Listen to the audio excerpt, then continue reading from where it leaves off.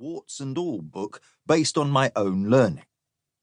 What you'll get is a no-bullshit guide where I can share the pitfalls, what the real wins are, and all the things you didn't know you needed to look out for. It doesn't matter that your business looks nothing like my own. The principles are the same for any micro-business or SME. Therefore, if you're feeling stuck and need some solid, reliable, practical guidance that works, you're in good hands. Even though I can't physically be in the same room as you, I'd like you to regard this audiobook as your first mentor. Just like the one I wish I had had all those years back. If I'm honest, at that time, the odds were stacked against me. I didn't like school or do particularly well there, and I've since learned, after my son was diagnosed with attention deficit hyperactivity disorder, ADHD, that I also suffered from this condition as a kid. I left school at 15 and went to sea to work on the Arctic trawlers, right up into the North Cape of Norway, Bear Island and Spitsbergen. Those were long, tough days and nights, but I learned how to work and what work meant. I must have gained a liking for the sea because I then joined the Royal Navy for 5 years and travelled the world. While on deployment in the South Atlantic, I first saw the film Wall Street on our Saturday night film night event. For whatever reason, something inside me clicked and the film resonated deep within me. I realised that I wanted to be in business, probably not with Gordon Gekko's business ethics, thankfully. And while still on board ship, I began studying for a Higher National Diploma, HND, in Business and Finance by distance learning. I did my private study after coming off a 12-hour watch and sat at a table with the ship rolling this way and that, trying to understand marketing, balance sheets and contract law.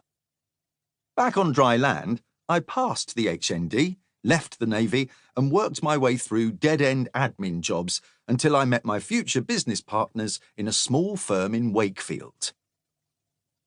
Today, I'm happy to say we own our second business, where we enable organisations to realise the huge opportunities that commercial drones bring to their operations.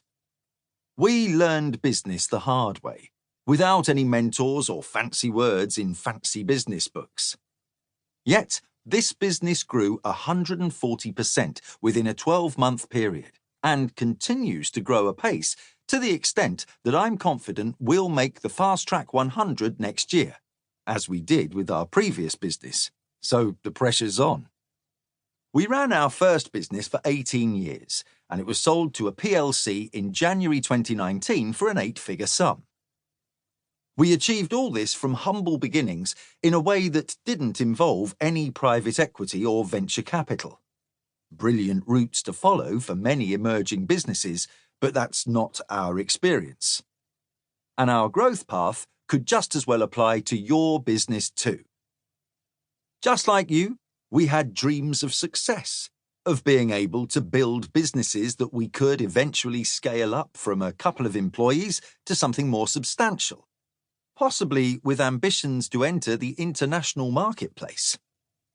The nature of such ambitions doesn't matter here. It's following a vision and attaining the success you want to achieve that matters. It's knowing how to overcome the barriers that keep getting in your way, be they financial, institutional, psychological, and, dare I say, emotional.